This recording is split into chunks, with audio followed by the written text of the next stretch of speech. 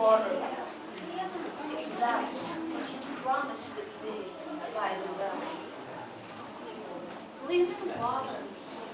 Shoot, I didn't know what he meant by it. I only just knew that here was this Jewish rabbi sitting by the well.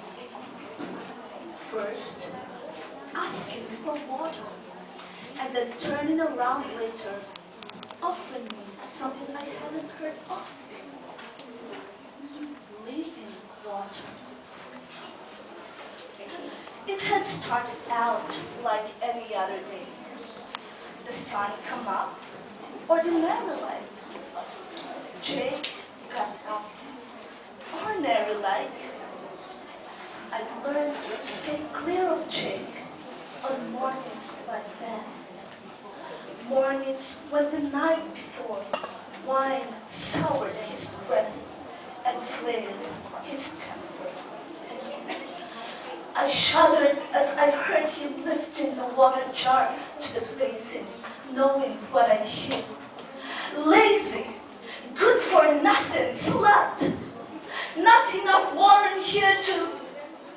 Woman, been laying around again doing nothing, ain't you? Listen to me, woman. Don't you go giving me that sob story about how you can go to the well when the other women's there. This here water jar better be filled up to the top and set in right where it belongs to the next time I'm in need of washing up. You hear me? I didn't mind so much the slap he gave me. I deserved it. A woman's duty is to keep the water jar full up to the top. Besides, the good thing about Jake is that after he takes his one or two at me, after the fog of the wine clears from his head, he can be almost gentle like. He's real sorry and all. I take Jake's slap on my face other than getting these looks from the women at the well. Their looks cut deep. Their looks scream. Just who does she think she is? Showing up here with us, just like she's one of us or something. Their silences scream. Their silences cut deep. Just who does she think she is? Standing here next to us, just like she's somebody decent or something.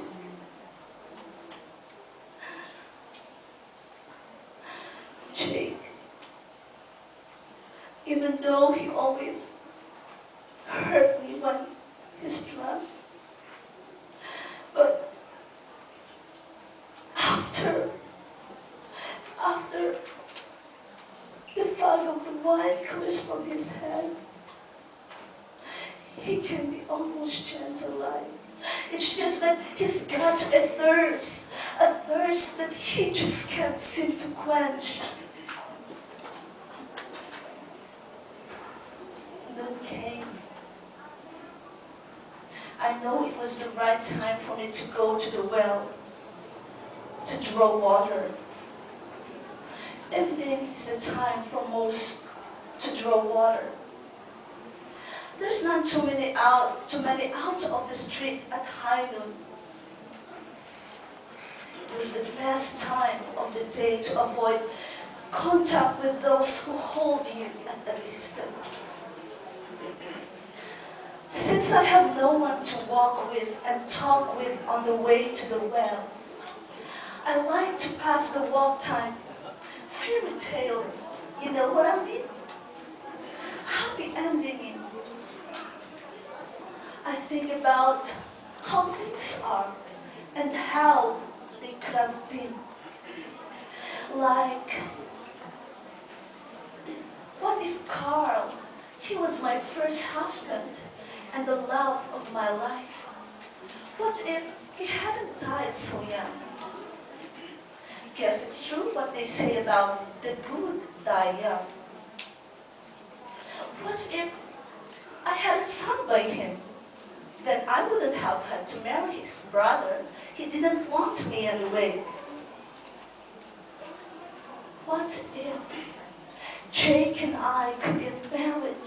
And what if we had a son who was handsomer and faster and brighter than any of the sons of those who cut me out?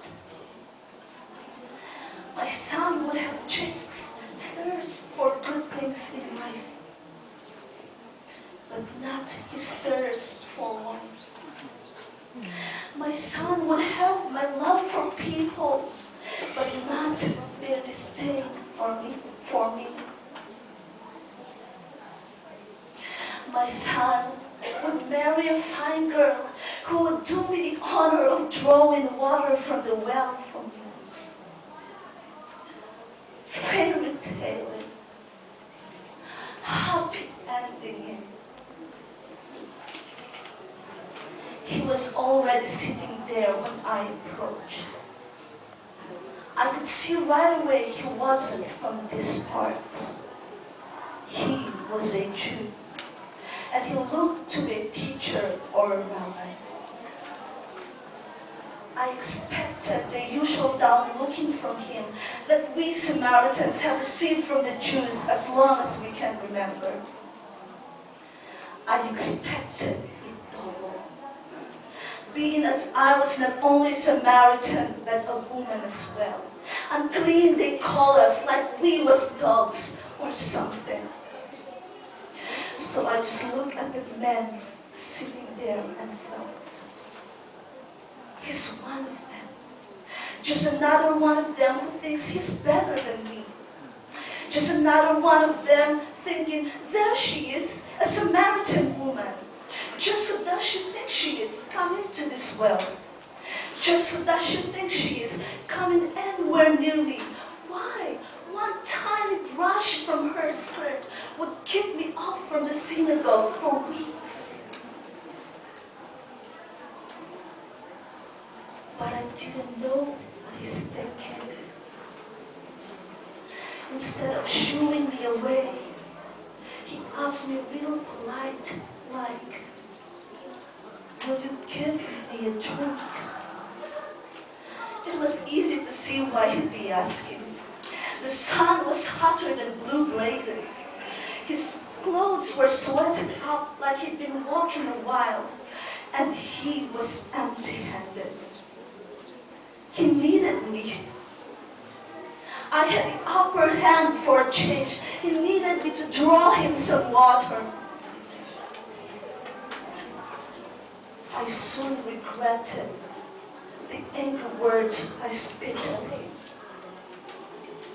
You are a Jew, and I am a Samaritan woman. How could you ask me for a drink? He didn't get riled by the words or the anger. Instead, he told me about strange things, about living water, and water that makes people never thirst again. He asked me about Jake. Well, he didn't really ask about Jake. He asked me to go to get my husband, and when I told him, kind of cocky like, I didn't have a husband, he told me he knew, and he told me everything I ever did. I knew right off he was some kind of a prophet, and after he said a couple more things, I got to wondering, could he be the one? Could he be the Messiah they're always talking about? Could he be? My mind got to running of the thought of it. It was like fairy tailing, but for real. What if he was the one? What if?